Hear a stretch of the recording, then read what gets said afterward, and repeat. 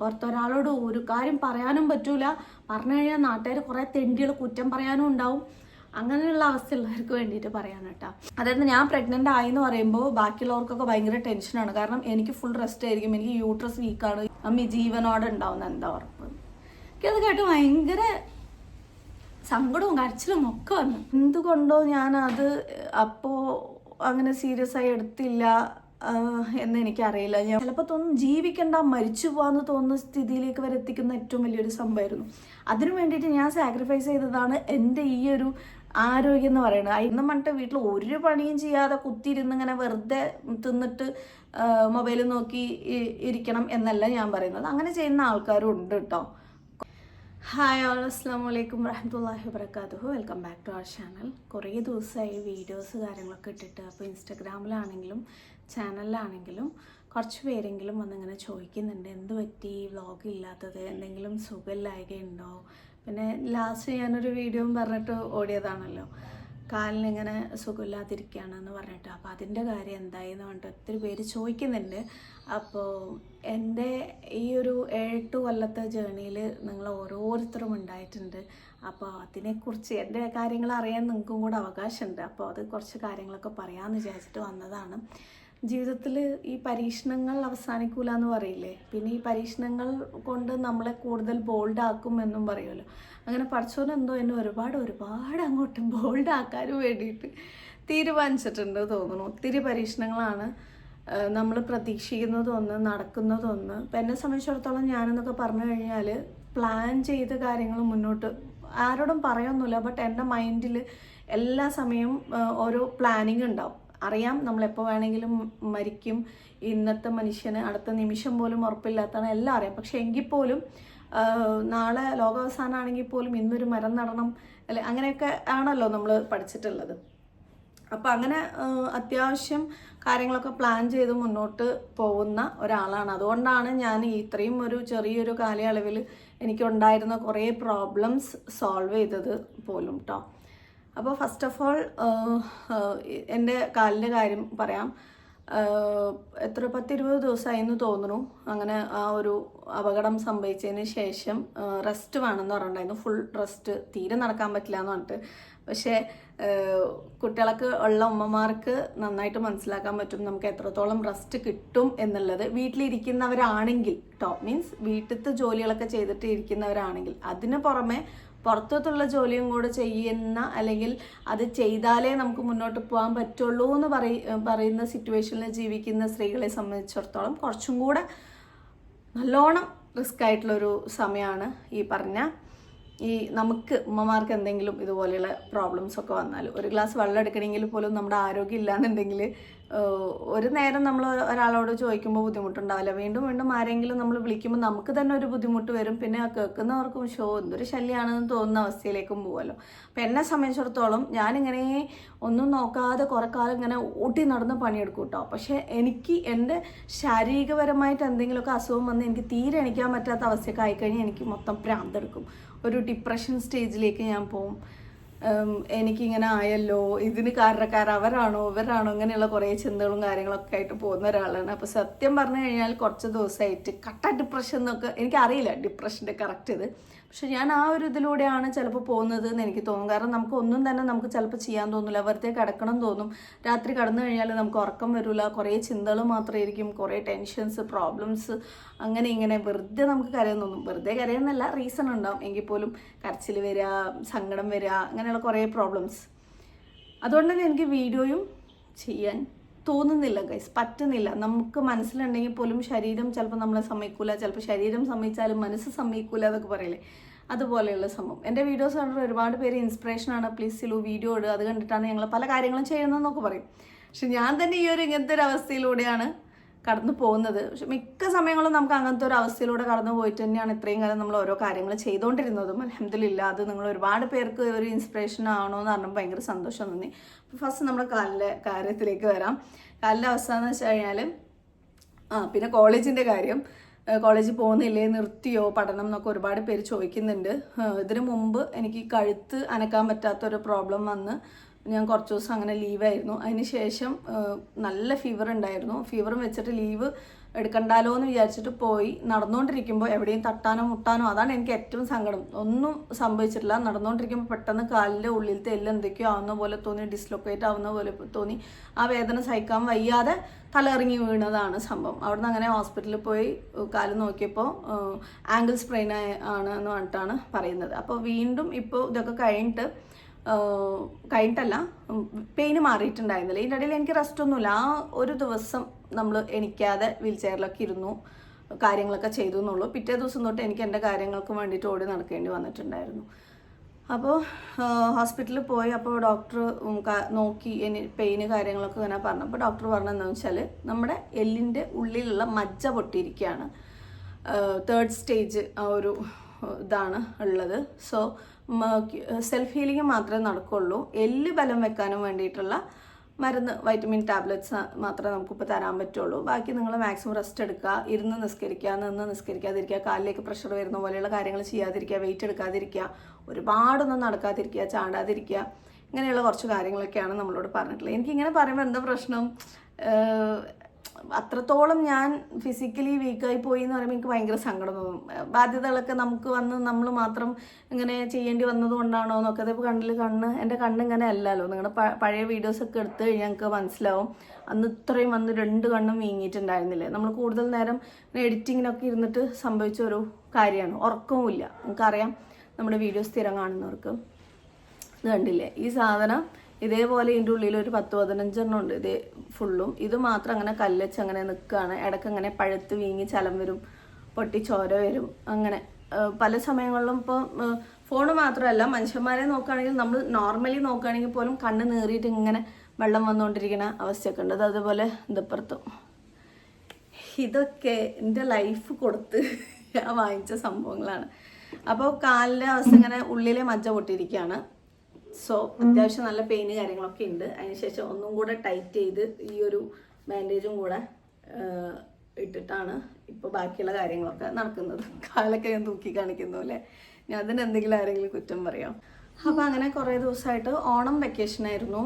ആ ഒരു 10 ദിവസത്തിൻ്റെ ഒരു ലീവ് കിട്ടിയിട്ടുണ്ടായിരുന്നു. പിന്നെ അതിന് ശേഷം 1 വീക്കോളം ഞാൻ കോളേജിൽ പോയിട്ടില്ല. ഇപ്പോഴും ലീവാണ്. ഇന്നലെ എൻ്റെ ഇംഗ്ലീഷ് മാം വിളിച്ചിട്ടുണ്ടായിരുന്നു. കുറേ നേരം സംസാരിച്ചു. ഞാൻ എൻ്റെ വിഷമങ്ങളും കാര്യങ്ങളും ഒക്കെ പറഞ്ഞു. നല്ലൊരു മനുഷ്യനാണ് കേട്ടോ. എനിക്ക് ഭയങ്കര ഇഷ്ടമാണ് അവരെ. ഭയങ്കര ജെന്വനായിട്ട്, ഭയങ്കര എന്താ പറയുക, ആത്മാർത്ഥതയുള്ള നല്ലൊരു ലേഡിയാണ്. അവരോട് കുറേ നേരം ഇങ്ങനെ സംസാരിച്ചു. എന്തൊക്കെയാണ് പ്രോബ്ലം, അങ്ങനെ ഇങ്ങനെയെന്നൊക്കെ പറഞ്ഞിട്ട്. ഇപ്പോൾ ക്ലാസ്സിലേക്ക് വരാൻ പറ്റാത്ത, ഇനി വന്നു കഴിഞ്ഞാലും ഒന്നോ കണ്ടോണേഷൻ ആവും, മെഡിക്കൽ ലീവ് അവർ സമ്മതിക്കുമോ എന്നുള്ള അറിയില്ല. അത്രയും ലീവ് ഉണ്ട് എന്ന് പറഞ്ഞിട്ട്. ഈ ഒരു സെം വന്നിട്ട് ഭയങ്കര വർക്കിംഗ് ഡേയ്സ് കുറവുള്ളൊരു സെമ്മായിരുന്നു. 2nd സെമ്മാണ്. അതിപ്പോൾ കഴിയാറായിട്ടുണ്ട്. ഈ വരുന്ന മൺഡേ തൊട്ടിട്ട് എക്സാം സ്റ്റാർട്ട് ചെയ്യാന്ന്, internal. Next month university exam. ഭയങ്കര ഫാസ്റ്റായിട്ട് കടന്നുപോയി. അത് കഴിഞ്ഞാൽ നമ്മൾ 2nd സെമ്മിലേക്ക് ക്ലാസ്സൊക്കെ മാറ്റി. സെക്കൻഡ് ഇയറിലേക്ക് ആവും. എങ്ങനെയൊക്കെ ഞാൻ ഈ ഒരു വർഷം കടന്നു കൊണ്ടുപോയെന്ന് ആലോചിച്ച് കഴിഞ്ഞാൽ എനിക്ക് തന്നെ ചിലപ്പോൾ ഇമാജിൻ പോലും ചെയ്യാൻ പറ്റില്ല. പഠിച്ചോനെ, ഞാൻ എങ്ങനെ ഇത് ഇത്രയും കാര്യങ്ങൾ, അതായത് നോർമലായിട്ട് നമ്മൾ സാധാരണ വിവാഹത്തിന് മുമ്പ് പഠിക്കാൻ പോകുന്ന പോലെ ഒരു സംഭവമേ അല്ല ആഫ്റ്റർ മാരേജ്. നമ്മൾ അതും ഈ കുട്ടികളായി, അതും ഇത്രയും കുട്ടികളായതിന് ശേഷം പിന്നെ ബിസിനസ്സും, പിന്നെ നമുക്ക് ഫിനാൻഷ്യലി കുറേ ഉത്തരവാദിത്തങ്ങളും ബാധ്യതകളും കുടുംബത്തിൻ്റെ മൊത്തം തലയിലേറ്റ് നടക്കുന്ന സമയത്ത് ഇങ്ങനെ ഒരു ക്ലാസ്സിലേക്ക് പോയി അത് ഈ ഇത്രയും ഒരു വർഷം കംപ്ലീറ്റ് ചെയ്യാൻ പറഞ്ഞാൽ ഞാൻ ഈ ഭൂലോകം തന്നെ വെട്ടിപ്പിടിച്ച് എന്തോ ഒരു ഇതായിട്ട് എനിക്ക് ചിലപ്പോൾ തോന്നാറുണ്ട്. പക്ഷെ അത്രയും ബുദ്ധിമുട്ടുണ്ട് കേട്ടോ. ക്ലാസ്സിലൊക്കെ ഇരിക്കുന്ന സമയത്ത് എത്രയോ നേരം ഇരുന്ന് കരയും. എനിക്ക് ചില സമയം വട്ടാണോ തോന്നും. ഇപ്പം സത്യം പറഞ്ഞാൽ ഇമോഷണൽ ആവേണ്ട യാതൊരു കാര്യമില്ല, പക്ഷെ ഞാൻ ഇമോഷണലായി പോവാണ് ഗൈസ്. ക്ലാസ് പഠനം നിർത്തേണ്ടി വരുമോ എന്ന് ആലോചിക്കുന്ന സമയത്ത് ഭയങ്കര സങ്കടമാണ് കേട്ടോ. അതിൻ്റെ ആയിരിക്കും ചിലപ്പോൾ മേ ബി. സത്യം പറയാലോ, എല്ലാം കൂടെ പറ്റുന്നില്ല, അതാണ് സംഭവം. ക്ലാസ്, ബിസിനസ് ചെയ്യുമ്പോൾ നമുക്ക് മിക്കവാറും ഓരോ ഭാഗത്തേക്ക് പോകേണ്ടി വരും, ലീവ് എടുക്കേണ്ടി വരും. ഇതിപ്പോൾ ആരോഗ്യ പ്രശ്നം, പെട്ടെന്ന് കഴുത്തിന് സുഖമില്ലാണ്ടായി, എണീക്കാൻ പറ്റില്ല, ക്ലാസ്സിലിരിക്കാൻ പറ്റില്ല. ഈ ഭാഗമൊക്കെ ഭയങ്കര പെയിനായിരിക്കും കേട്ടോ. നമ്മൾ അങ്ങനെ ക്ലാസ്സിലിരിക്കുന്ന സമയത്ത് എണീറ്റ് നമുക്കിങ്ങനെ ഓടാൻ തോന്നും. പക്ഷേ നമ്മൾ അത്രയും സമയം അവിടെ ഇരുന്നാലല്ലേ പറ്റുള്ളൂ. വെറുതെ സിമ്പിളായിട്ട് അങ്ങനെ ഒരു പ്രൊഫഷണൽ കോഴ്സ് നമുക്ക് കിട്ടൂലല്ലോ. അതൊക്കെ സഹിച്ചിരിക്കാമെന്ന് വിചാരിച്ചപ്പോൾ തീരെ അനങ്ങാൻ പറ്റാതെ അങ്ങനെ കിടപ്പിലേ ലീവായി. അത് കഴിഞ്ഞ് നോക്കുമ്പോൾ ഇപ്പോൾ കാലിലൊരു പ്രശ്നമായിട്ട് അങ്ങനെ കുറച്ച് ലീവായി. നമുക്ക് എപ്പോഴും സോഷ്യൽ മീഡിയനെ അങ്ങനെ വിശ്വസിച്ച് ജീവിക്കാനൊന്നും പറ്റില്ല. അപ്പോൾ നമുക്ക് ബിസിനസ് ഒന്ന് നല്ല രീതിക്ക് റൺ ചെയ്ത് കൊണ്ടുപോകാമെന്ന് വിചാരിച്ചിട്ട് അത് സ്റ്റാർട്ട് ചെയ്തിട്ടുണ്ടായിരുന്നു. പക്ഷെ അത് ഞാൻ വിചാരിച്ച പോലെ പ്രോപ്പറായിട്ട് പെട്ടെന്ന് അങ്ങനെ നടക്കില്ല. പക്ഷേ എങ്കിൽ പോലും നല്ല രീതിക്ക് നമുക്ക് സെയിൽ കാര്യങ്ങൾ ഒക്കെ ഉണ്ട്. പക്ഷെ എനിക്കിരുന്ന് ഓർഡർ എടുക്കാനും ഒന്നും പറ്റൂല. അപ്പോൾ അതിൻ്റെ കുറേ പ്രോബ്ലംസ്, ഇനിയിപ്പോൾ സാധനം എടുക്കാൻ പോകാൻ അങ്ങനെ കുറേ ലീവുകളൊക്കെ വേണ്ടി വരും. അപ്പോൾ എൻ്റെ പഠനം ഉപേക്ഷിക്കേണ്ടി വരുമോ, അങ്ങനെ കുറേ ടെൻഷൻസ്. പിന്നെ അതിൻ്റെ ഇടയിൽ കൂടെ ഇപ്പം ഏറ്റവും വലിയ ഒരു വിഷമം എന്ന് വെച്ചാൽ, അതായത് ഞാൻ പറഞ്ഞില്ലേ, ഞാൻ എങ്ങനെയാണെന്ന് വെച്ചാൽ ഒരു ദീർഘവീക്ഷണത്തോടു കൂടെ പ്ലാനിങ് ചെയ്യും. എന്നിട്ട് അതിനനുസരിച്ചായിരിക്കും ഓരോ കാര്യങ്ങളും ചെയ്യുന്നത്. ഫോർ എക്സാമ്പിൾ, ഇപ്പം ഞാൻ ഇത് ഞാൻ എന്തിനാ പറയണമെന്ന് വെച്ചാൽ, നിങ്ങൾക്ക് ഒരുപാട് പേർക്ക് ലൈഫിൽ ഇങ്ങനത്തെ മിസ്റ്റേക്സ് വരാതിരിക്കാനും എങ്ങനെ കാര്യങ്ങൾ മുന്നോട്ട് എത്രയോ പേര് ലേഡീസ് കുടുംബത്തിൻ്റെ ചുമതല ഏറ്റെടുത്തുകൊണ്ട് കാര്യങ്ങൾ കൊണ്ടുപോകുന്ന ആൾക്കാരുണ്ട്. അവരെ പലർക്കും പുച്ഛമായിരിക്കും, പല രീതിയിൽ അവർ കുറ്റപ്പെടുത്തും. പക്ഷേ എങ്കിൽ പോലും അവരുടെ സ്ട്രഗിൾ അവർക്ക് മാത്രമേ അറിയുള്ളൂ. പുറത്തൊരാളോട് ഒരു കാര്യം പറയാനും പറ്റൂല. പറഞ്ഞു കഴിഞ്ഞാൽ നാട്ടുകാർ കുറേ തെണ്ടികൾ കുറ്റം പറയാനും ഉണ്ടാവും. അങ്ങനെയുള്ള അവസ്ഥയുള്ളവർക്ക് വേണ്ടിയിട്ട് പറയാൻ കേട്ടോ. അതായത് ഫോർ എക്സാമ്പിൾ, ഞാനിപ്പോൾ 5th പ്രഗ്നൻ്റ് ആയ സമയത്ത് എൻ്റെ മെയിൻ ഗോൾ എന്ന് വെച്ച് കഴിഞ്ഞാൽ ഈ വീടിന് ലോൺ ഉണ്ടായിരുന്നു. ആ ലോണ് ക്ലോസ് ചെയ്യുക എത്രയും പെട്ടെന്നുള്ളത്. എന്താണെന്ന് വെച്ചാൽ 20 വർഷം 22 വർഷത്തിന് നമ്മളൊരു ലോൺ അടയ്ക്കുക എന്ന് പറഞ്ഞു കഴിഞ്ഞാൽ, എനിക്ക് താല്പര്യം കൊണ്ട് ഞാൻ എടുത്തതല്ല. അത് വീണ്ടും ഇനി ആരും എന്നെ കുറ്റം പറയാനായിട്ട് വരണ്ട. ഞാനെടുത്തൊരു ലോണും അല്ല. അപ്പോൾ ആ ലോണ് നമ്മൾ 22 വർഷം അല്ലെങ്കിൽ 20 വർഷം നമ്മൾ അടയ്ക്കുകയാണെങ്കിൽ, ഇപ്പം ഞങ്ങൾ അടച്ചുകൊണ്ടിരുന്നത് എന്ന് പറയുന്ന സമയത്ത് 60,000 രൂപയാണ് മാസം. ഇത് ഞാൻ പറഞ്ഞതാണ് കേട്ടോ. ഇത് ഞാൻ ദാരിദ്ര്യം പറയുകയാണെന്ന് ആരും വിചാരിക്കരുത്. എനിക്ക് ഇങ്ങനെയൊക്കെ ഉണ്ട്, ആരെങ്കിലും എന്നെ സഹായിക്കുമെന്ന് പറഞ്ഞിട്ടല്ല ഞാൻ ഇതുവരെ വന്നിട്ടുള്ളത്. നമ്മൾ ഓൾറെഡി ചെയ്ത് കഴിഞ്ഞ പാസ്റ്റ് ടെൻസിൽ ചെയ്ത് കഴിഞ്ഞ കാര്യങ്ങളാണ് ഞാൻ എൻ്റെ വ്യൂവേഴ്സിനും വേണ്ടിയിട്ട് ഷെയർ ചെയ്തിട്ടുള്ളൂ. അല്ലാതെ ഒരിക്കലും സിലു യൂട്യൂബിൽ ദാരിദ്ര്യം പറഞ്ഞ് വന്നിട്ടില്ല. എനിക്ക് അത്രയും പ്രോബ്ലംസ് ഉണ്ടായിരുന്നു, അത് ഞാൻ എങ്ങനെ സോൾവ് ചെയ്തു എന്നാണ് പറഞ്ഞത്. ഇതും ഒരുപാട് പേർക്കൊരു എന്തെങ്കിലും അതിൽ നിന്ന് കിട്ടുമെന്ന് വിചാരിച്ച് ഞാൻ പറയുന്ന ഒരു കാര്യമാണ്. 60,000 രൂപയാണ് അടിച്ചുകൊണ്ടിരുന്നത്. അത് മൊറട്ടോറിയം ആ ഒരു സമയം, അതായത് കൊറോണ വന്ന ആ ഒരു സമയത്ത് കംപ്ലീറ്റ്ലി തീരെ അടയ്ക്കാൻ പറ്റാണ്ട് 2 വർഷത്തോളം നിന്നിട്ട് പോയിട്ട് 40 ലക്ഷം എടുത്ത ലോണ് 2 വർഷത്തോളം അടച്ചതിന് ശേഷവും, അല്ല 1 വർഷത്തോളം എന്തോ അടച്ചതിന് ശേഷം 42 ലക്ഷത്തിലേക്ക് പോയി നിന്നു, പലിശയൊക്കെ കൂടി വന്നിട്ട്. അപ്പോൾ ഇത് 60,000 രൂപ വെച്ച് നമ്മൾ അടയ്ക്കുമ്പോൾ ഒരു 3 വർഷത്തിന് നമ്മൾ, ഫോർ എക്സാമ്പിൾ ഞാൻ പറയാം, അല്ലെങ്കിൽ നിങ്ങൾ തന്നെ കണക്കാക്കുക, 60,000 ഇൻറ്റു 12 മാസത്തിന് എത്ര രൂപ വരും, അതേപോലെ 20 വർഷത്തിന് എത്ര രൂപ വരും എന്ന് ചിന്തിക്കണം. നമ്മൾ എടുത്തതിൻ്റെ 3 ഇരട്ടിക്ക് നമ്മൾ പലിശ അങ്ങനെ ബാങ്കുകാർക്ക് തിന്നാൻ കൊടുക്കണതാണ്. അതെനിക്ക് ഓരോ ദിവസവും എനിക്ക് ഭയങ്കര ടെൻഷനായിരുന്നു. ഞങ്ങൾക്ക് കടയുണ്ട്. അപ്പോൾ ആ കടൻ്റെ ആ ഒരു റെൻറ്റ് വെച്ചിട്ടാണ് ഇത് മാസം അടച്ചുകൊണ്ടിരുന്നത്. അപ്പം നമ്മളിങ്ങനെ മാസം അടവ് മാത്രം പോയിക്കൊണ്ടിരിക്കുന്ന സമയത്ത് നമ്മുടെ മക്കൾക്ക് നല്ല ഭക്ഷണം കൊടുക്കേണ്ട പൈസ, അല്ലെങ്കിൽ നമ്മുടെ മക്കൾക്ക് നല്ല വിദ്യാഭ്യാസം കൊടുക്കേണ്ട പൈസയാണ് ഇങ്ങനെ ബാങ്കുകാർക്ക് പോകേണ്ടത്. അതെനിക്ക് വല്ലാത്തൊരു ഭാരവും ഭയങ്കര സ്ട്രെയിനും സ്ട്രെസ്സും, ചിലപ്പോൾ തോന്നും ജീവിക്കണ്ട, മരിച്ചു പോകാമെന്ന് തോന്നുന്ന സ്ഥിതിയിലേക്ക് വരെ എത്തിക്കുന്ന ഏറ്റവും വലിയൊരു സംഭവമായിരുന്നു. അതിനു വേണ്ടിയിട്ട് ഞാൻ സാക്രിഫൈസ് ചെയ്തതാണ് എൻ്റെ ഈ ഒരു ആരോഗ്യം എന്ന് പറയുന്നത്. അതിനൊക്കെ ഉള്ള ഒരു തെളിവാണ് എൻ്റെ ശരീരത്തിൽ ബാക്കി നിൽക്കുന്ന ഈ അടയാളങ്ങളിൽ കണ്ണിലുള്ള ഇത് എന്നൊക്കെ. അപ്പം ഞാൻ എത്രത്തോളം ബുദ്ധിമുട്ടിയിട്ടാണെങ്കിലും രാവും പകലും ഉറക്കമില്ലാതെ കഷ്ടപ്പെട്ടിട്ടാണെങ്കിലും ഈ ലോൺ അടയ്ക്കണം, തീർക്കണം, അതായത് ക്ലോസ് ചെയ്യണം എന്നുള്ളതായിരുന്നു എൻ്റെ ഏറ്റവും വലിയൊരു ലക്ഷ്യം എന്ന് പറയുന്നത്. ആ സമയത്താണ് നമ്മൾ നമ്മുടെ ഫർണിച്ചർ ഷോപ്പ് സ്റ്റാർട്ട് ചെയ്തതും പിന്നെ അവർ പറ്റിക്കുന്നതും അങ്ങനെ കുറേ സംഭവങ്ങൾ ഉണ്ടാവുന്നതും. ഇതിൻ്റെ ഇടയിലാണ് 5th പ്രഗ്നൻസി കൺഫേം ആയത്. എങ്ങനെ ഉണ്ടാവും എൻ്റെ ഒരു അവസ്ഥ? അപ്പം ഞാൻ പ്ലാൻ ചെയ്തു, അതായത് ഞാൻ പ്രഗ്നൻ്റ് ആയെന്ന് പറയുമ്പോൾ ബാക്കിയുള്ളവർക്കൊക്കെ ഭയങ്കര ടെൻഷനാണ്. കാരണം എനിക്ക് ഫുൾ റെസ്റ്റ് ആയിരിക്കും, എനിക്ക് യൂട്രസ് വീക്കാണ്, ഈ കുട്ടി ഇങ്ങനെ ഇറങ്ങി വരും, പിന്നെ എണീറ്റ് നടക്കാൻ പറ്റൂല, നിൽക്കാൻ പറ്റൂല, ഇരിക്കാൻ പറ്റൂല, കിടക്കൽ മാത്രമേ ഉണ്ടാവുള്ളൂ എന്നൊക്കെ പറഞ്ഞിട്ട്. അപ്പോൾ ബാക്കിയുള്ള വരുമാനം മൊത്തത്തിൽ നിൽക്കും എന്നുള്ള ഒരു പേടിയും അതിലുണ്ട്. പക്ഷെ അന്ന് ഞാനൊരു തീരുമാനം എടുത്തത് എന്താണെന്ന് വെച്ചാൽ, എൻ്റെ ഈ കുട്ടീനെ, 5ാമത്തെ കുട്ടീനെ പ്രസവിച്ച് ഈ വീട്ടിലേക്ക് കയറി വരുമ്പോൾ ഈ വീടിൻ്റെ ലോണ് കംപ്ലീറ്റ് ആയിട്ട് ഞാൻ ക്ലോസ് ആക്കിയിരിക്കണം. പലിശ ഇല്ലാത്തൊരു വീട്ടിലേക്കായിരിക്കണം എൻ്റെ മോളെയും കൊണ്ട് ഞാൻ കയറി വരേണ്ടത് എന്നുള്ള ഒരു ഗോള് ഞാൻ ഫസ്റ്റ് സെറ്റ് ചെയ്തു. ആ സെറ്റ് ചെയ്തതിന് ശേഷം ഞാൻ ചെയ്ത കാര്യം എന്താണെന്ന് വെച്ചാൽ, പിന്നെ എഴുതി വെച്ചു ഓരോ മാസവും ഓരോ ദിവസവും ഓരോ മണിക്കൂറിനും എൻ്റെ ടൈമിലുള്ള വാല്യൂ ഞാൻ അവിടെ ഫിക്സ് ചെയ്യായിരുന്നു. ഫിക്സ് ചെയ്തിട്ട് അത്ര സമയത്തിന് ഞാൻ ഇത്ര രൂപ ഉണ്ടാക്കിയിരിക്കണം. ഇനി എന്തു തന്നെ ചത്ത് വഴിയെടുത്തിട്ടാണെങ്കിലും അത് ചെയ്ത് ഈ ഒരു 9 മാസത്തിൻ്റെ ഉള്ളിൽ ഇത്രയും വലിയൊരു എമൗണ്ട് ഉണ്ടാക്കി ബാങ്ക് ലോൺ ക്ലോസ് ചെയ്യാന്നുള്ള ഗോള് ഞാൻ അവിടെ സെറ്റ് ചെയ്യുന്നു. അതിനും വേണ്ടിയിട്ട് പ്ലാനിങ് ചെയ്യുന്നു, വർക്കൗട്ട് ചെയ്യുന്നു, രാവും പകലും പണിയെടുക്കുന്നു, ഈ പൈസകളൊക്കെ ഉണ്ടാക്കുന്നു.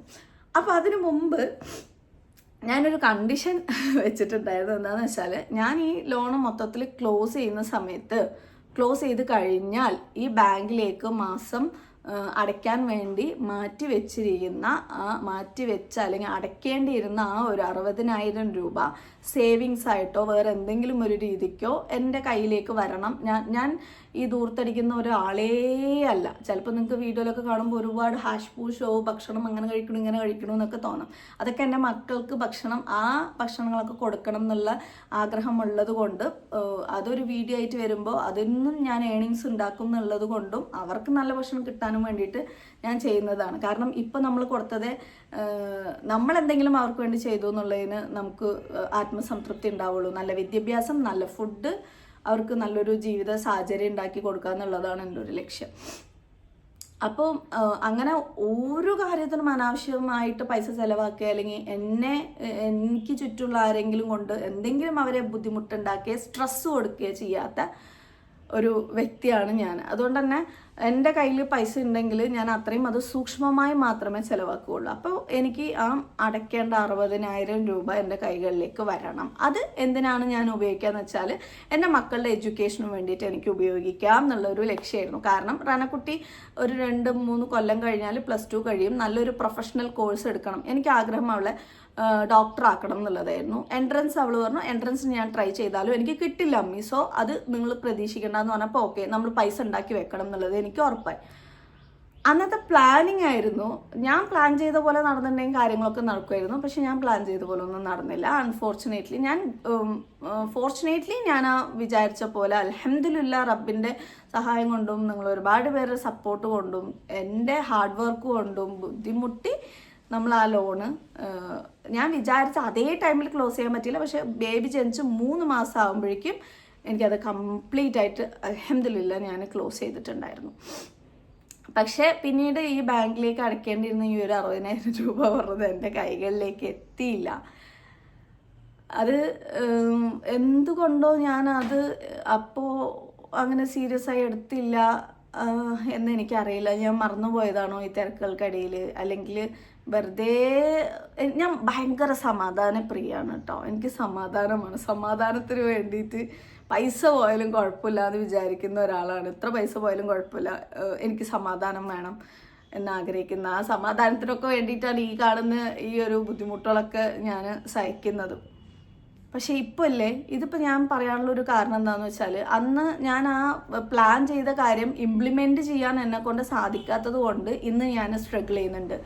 2 ദിവസം മുമ്പ് ഞാനും റനക്കുട്ടിയുമായിട്ടുള്ള ഒരു ചർച്ചയിൽ സത്യം പറഞ്ഞാൽ എൻ്റെ ഏറ്റവും വലിയ ഭാഗ്യം, അല്ലെങ്കിൽ എൻ്റെ ഒരു നിധി, അല്ലെങ്കിൽ എൻ്റെ ഒരു സ്വത്ത് എന്ന് പറയുന്നത് എൻ്റെ റനക്കുട്ടിയാണ്. ശരിക്കും എൻ്റെ മോള് ഇതിനു മുമ്പ് പറഞ്ഞുകൊണ്ടിരുന്നത് 10th മുമ്പ് തന്നെ 10th കഴിഞ്ഞാൽ എവിടെയെങ്കിലും ഫോറിനിൽ പോയിട്ട് ഞാൻ പഠിക്കും, അവിടെ തന്നെ സെറ്റിൽഡ് ആവും, എനിക്ക് ഇങ്ങോട്ട് വരിക വേണ്ട, എനിക്ക് അങ്ങനെ എങ്ങനെയെന്നൊക്കെ അവളിങ്ങനെ പറയുന്ന ഒരു കുട്ടിയായിരുന്നു. പക്ഷെ ഇപ്പോൾ കുറേ ആയിട്ട് നമ്മൾ പുറത്തെങ്ങനെയെങ്കിലും വിട്ട് അവളെ പഠിപ്പിക്കാൻ പറഞ്ഞാൽ അവൾ പറയും ഞാൻ പോവില്ല ഇതന്നെ പറയും.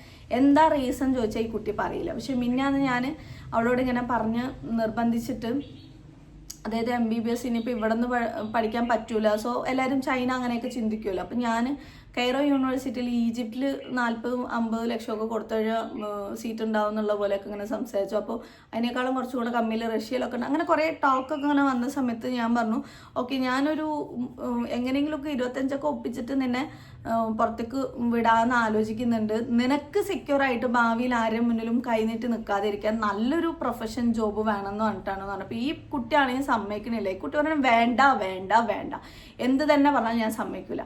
എന്നിട്ട് അവൾ ലാസ്റ്റ് പിന്നെ എൻ്റെ കരച്ചിൽ കണ്ടിട്ട് അവൾ റീസൺ പറയുന്നത്, അതായത് ഈ നാട് വിട്ട് തന്നെ പോകണം, ഫോറിനിൽ സെറ്റിൽഡ് ആവണം എന്ന് പറഞ്ഞ് ഞാനിപ്പോൾ എന്തുകൊണ്ട് പോകണില്ല എന്ന് പറഞ്ഞു കഴിഞ്ഞാൽ 6 വർഷം ഞാൻ പഠിച്ചു കഴിഞ്ഞിട്ട് തിരിച്ചു വരുമ്പോൾ അമ്മി ഉണ്ടാവുന്ന എന്താ ഉറപ്പ്, അമ്മി ജീവനോടെ ഉണ്ടാവുന്ന എന്താ ഉറപ്പ്.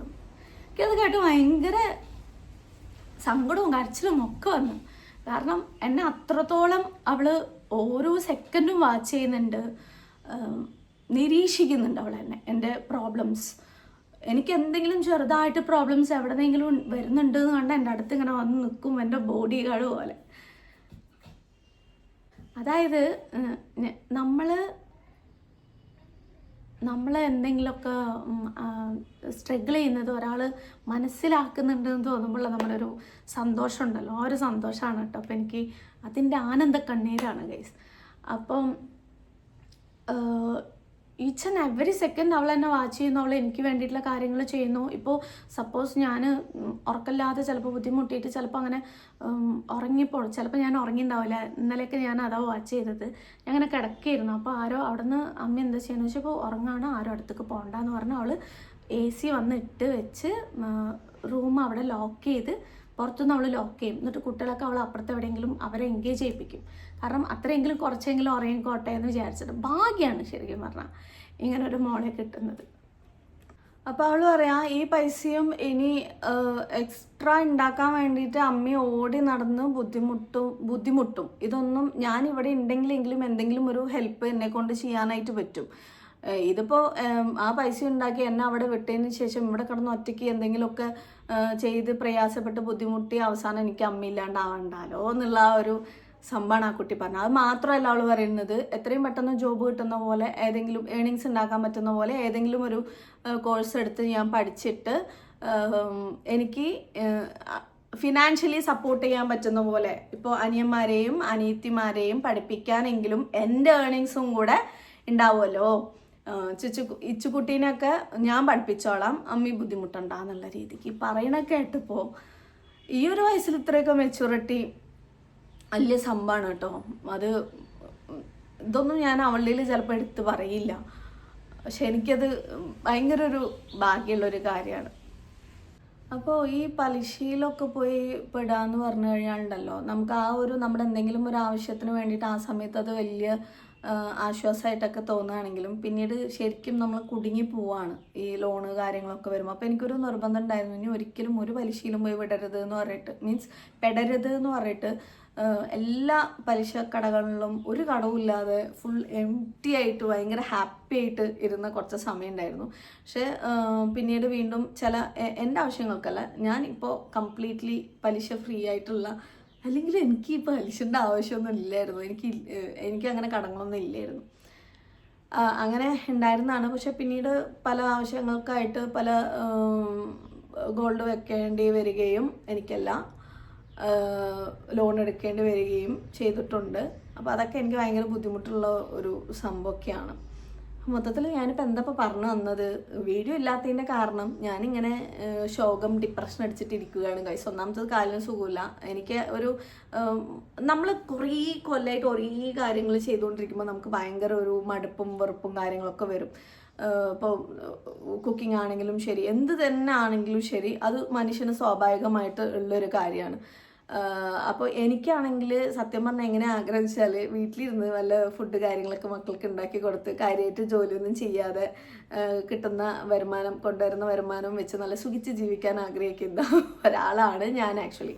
ഇപ്പോൾ സെയിം ടൈം വേറൊരാൾക്ക് വീട്ടിൽ തന്നെ ഇരിക്കുന്ന ആൾക്ക് ചിലപ്പോൾ തോന്നാം, അയ്യോ എനിക്ക് ഈ വീട്ടിൽ തന്നെ ഇരുന്ന് മതിയായി, എനിക്ക് സ്വന്തം കാലിൽ എന്തെങ്കിലും ചെയ്യണം, ജോലിക്ക് പോകണം എന്ന് ആഗ്രഹിക്കുന്ന ആൾക്കാരുണ്ടാവും. ഇതൊക്കെ പേഴ്സണലി നമ്മുടെ ഓരോരുത്തരുടെയും ചോയ്സാണ്, നമ്മുടെ സ്വാതന്ത്ര്യമാണ്. നമുക്ക് വേണമെങ്കിൽ ജോലിക്ക് പോവാം, സപ്പോർട്ടായിട്ട് നിൽക്കാം, അതല്ല കുടുംബത്തിൻ്റെ ബാധ്യത മൊത്തം തലയിലേറ്റി ചത്ത് മരിച്ച് ജീവിക്കാം. അതൊക്കെ ഓരോരുത്തരുടെ ഓരോ ഇതാണ്. ഇപ്പോഴൊക്കെ ഞാനിപ്പോൾ ഇത് നിങ്ങളോട്, അതായത് സ്വന്തം ആരോഗ്യം നഷ്ടപ്പെടുന്ന സമയത്താണ് നമുക്ക് തോന്നുന്നത് നമുക്ക് വയ്യാതായി കഴിഞ്ഞാൽ ഈ പറയുന്ന ഒരു മനുഷ്യനും നമുക്ക് ഉണ്ടാവില്ല. 2 ദിവസം നമുക്ക് വേണ്ടി നിന്ന് കഴിഞ്ഞാൽ പിന്നെ അവരുടെ കാര്യങ്ങളും നോക്കിയിട്ടായിരിക്കും പോകുന്നത്. നിന്നെ കൊണ്ട് ആരാ പറഞ്ഞത് ഇങ്ങനെ പണിയെടുക്കാൻ? നിന്നെ കൊണ്ട് ആരെങ്കിലും ചോദിച്ചോ അങ്ങനെ ചെയ്യാൻ എന്നൊക്കെ ചോദിക്കാനൊക്കെ ആൾക്കാരുണ്ടാവും. വയ്യാതായി കഴിഞ്ഞാൽ അത് നീ ആയിട്ട് വരുത്തി വെച്ചത്, ഞങ്ങൾ അതിനെന്താ ഉത്തരവാദി എന്ന് ചോദിക്കുന്ന ആൾക്കാരൊക്കെ ഉണ്ടാവും.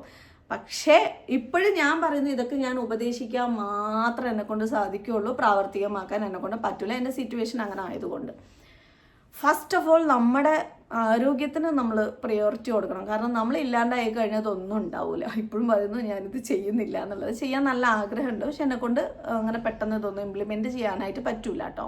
പക്ഷെ നിങ്ങളിൽ ഓരോരുത്തരും എപ്പോഴും ചിന്തിക്കേണ്ട ഒരു കാര്യം എന്ന് വെച്ചാൽ നമ്മൾ നമ്മുടെ കാര്യങ്ങൾക്ക് പ്രയോറിറ്റി കൊടുക്കുക. എന്നും പറഞ്ഞിട്ട് വീട്ടിൽ ഒരു പണിയും ചെയ്യാതെ കുത്തിയിരുന്ന് ഇങ്ങനെ വെറുതെ തിന്നിട്ട് മൊബൈൽ നോക്കി ഇരിക്കണം എന്നല്ല ഞാൻ പറയുന്നത്. അങ്ങനെ ചെയ്യുന്ന ആൾക്കാരും ഉണ്ട് കേട്ടോ. കുറച്ചെങ്കിലും നമുക്ക് ഫ്രീഡം കിട്ടിക്കഴിഞ്ഞാൽ അത് മൊത്തത്തിൽ യൂട്ടിലൈസ് അല്ല, അത് ഒരു വേറെ രീതിയിൽ യൂട്ടിലൈസ് ചെയ്ത് ഇതാകുന്ന ആൾക്കാരാണ്. അങ്ങനെയല്ല, നമ്മൾ നമ്മുടേതായിട്ടുള്ള കുറേ കാര്യങ്ങൾ ചെയ്യണം, നമ്മളെ കൊണ്ട് മറ്റുള്ളവർക്കും ഉപകാരങ്ങളുള്ള കാര്യങ്ങൾ ചെയ്യണം. നമ്മുടെ കാര്യം മാത്രം നോക്കിയിട്ട് പോകാന്നുള്ളതല്ല.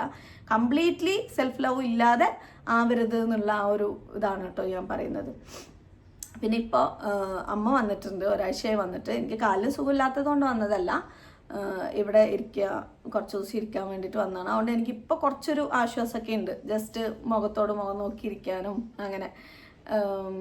പിന്നെ വീഡിയോ ഇല്ലാത്തതിൻ്റെ റീസൺ ഈ പറഞ്ഞ പോലെ ഞാൻ കാര്യമായിട്ടൊന്നും ചെയ്യുന്നില്ല, എനിക്ക് ചെയ്യാനായിട്ട് തോന്നുന്നില്ല. ഞാൻ എന്തെങ്കിലും ചെയ്താലേ വീഡിയോ ഉണ്ടാവുള്ളൂ. എന്തെങ്കിലുമൊക്കെ പറഞ്ഞ് എന്തെങ്കിലും ഒരു കണ്ടന്റ് വെറുതെ ചാനലിൽ അങ്ങോട്ട് കയറി പോസ്റ്റ് ചെയ്ത് നിങ്ങളുടെ ടൈം വേസ്റ്റ് ചെയ്യണം എന്ന് ആഗ്രഹിക്കുന്ന ഒരാളും അല്ലാത്തതുകൊണ്ടാണ് വീഡിയോസ് തീരില്ലാത്തത്.